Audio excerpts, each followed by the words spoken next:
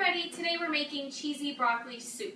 This recipe is not only vegan, but it's also gluten-free. You can choose to add the bread if you're not doing gluten-free, either one. So I'm first going to go over the ingredients and tell you what we're putting in the soup.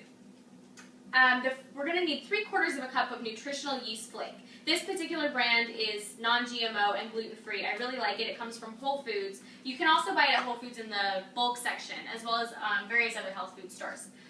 We're going to need 2 cups of any kind of dairy-free milk. I'm using coconut milk. You could also use rice milk, almond milk, soy milk. I like coconut milk because it only has 45 calories a serving, and I think it's the most neutral tasting, but whatever you prefer. Organic vegetable broth. I get mine from Whole Foods. Extra virgin olive oil. I always cook with extra virgin olive oil because it's made with physical processes, not chemical processes. That's what makes it extra virgin. It's also cold pressed, and it's typically the first pressed out of the olive, so I think it has the best flavor, and I would recommend using it. Sea salt, black pepper, broccoli florets, a yellow onion, 2 cloves of garlic, 2 tablespoons of lemon juice. And then if you want to do the bread bowl, I just bought a sourdough bread looking loaf. Sometimes they come more shaped like a bread. This is the one that I found. You just cut the middle out of it, and I'll show you how to do that. So you want to chop your yellow onion, and then you want to take out a heavy bottom pan. I'm using a Dutch oven. This is going to be soup, so you do want to definitely take out a saucepan of some kind. I prefer Dutch ovens because of the really heavy bottom, and if I need to keep the soup warm, I can just throw it in the oven. So take your onion after you've chopped it into nice little pieces like this. Heat about 2 tablespoons of extra virgin olive oil in the pan, and then just add your onions, and you want to hear that sizzle sound.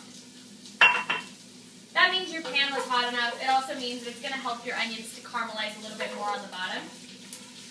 And just go ahead and stir these a little bit and add salt. This recipe is all about creating layers of flavor. So you want to season throughout the meal. That way your meal will taste seasoned. Again, if you season just at the end, your meal is only going to taste salty. And just let these sit for a couple of minutes until they soften. For this recipe, you need 2 cloves of garlic minced. So in order to take this outer white layer of the garlic off, take the flat end of your knife and just smash it, just like that. And then that way you can just peel off this white layer that you don't want. And then it's also already kind of cut, and you can just go through and mince your garlic, as small as you can get it. The onions have been cooking for a couple of minutes now over medium-high heat, so we're going to go ahead and add the garlic. You wouldn't want to add the garlic right with the onions because as the onions release their juices, they'll protect the garlic from burning during the cooking process. If garlic's just put in a pan with just a little bit of oil, it'll burn in 15-30 seconds. So you also want to season pretty generously with sea salt. I prefer sea salt over the taste of kosher salt and over the taste of just regular table salt. But if a recipe ever calls directly for kosher salt, make sure that you use it because it's a much smaller grain salt and it absorbs into food a little bit differently. So particularly in baking, if a recipe calls for kosher salt, that's when you want to use kosher salt. Next, I'm seasoning it with a little bit of pepper. Again, this recipe is about creating these layers of flavor. So right now we're creating another layer of flavor. So you're going to let these sit and cook for a couple more minutes, and then we're going to add our broth.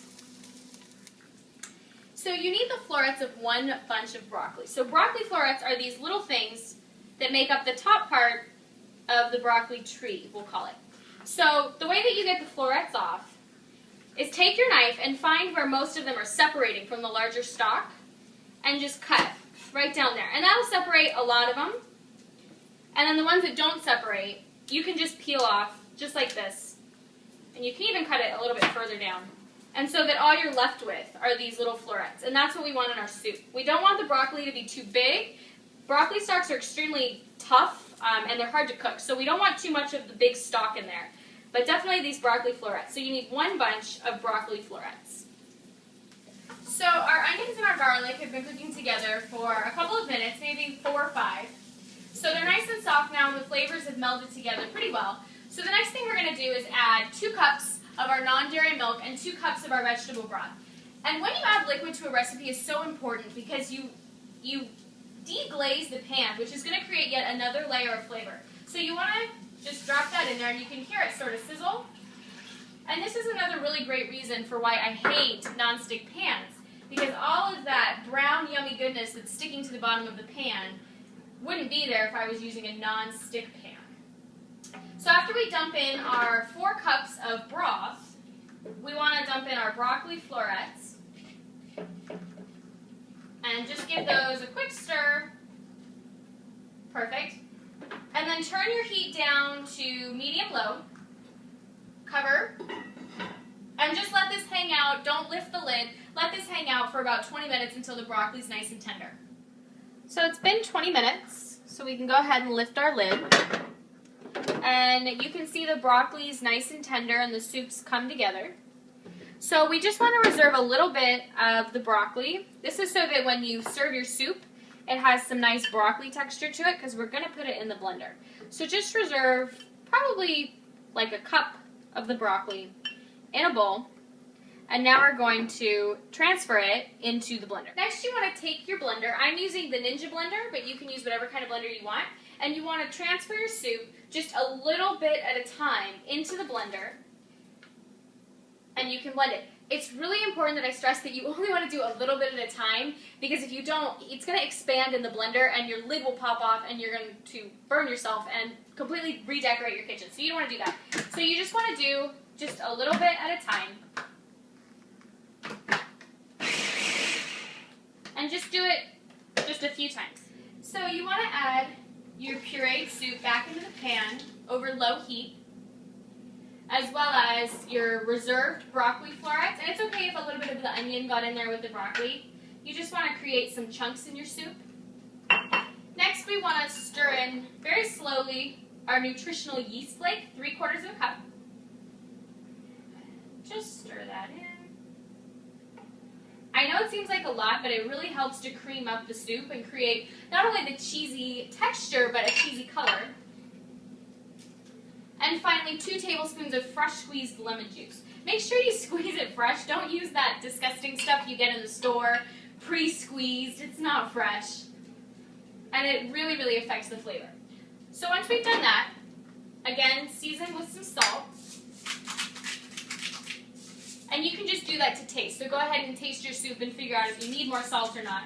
And then add some pepper. Same thing, just to taste. And that concludes the soup. So to do the bread bowl, you just cut around the top of the bread, and it allows you to just pull a little chunk like this. And don't throw this away, because this is good to dip. And you're just going to add your soup directly into this cute little hole you've created in the bread bowl. And that's our soup. Thank you so much for watching.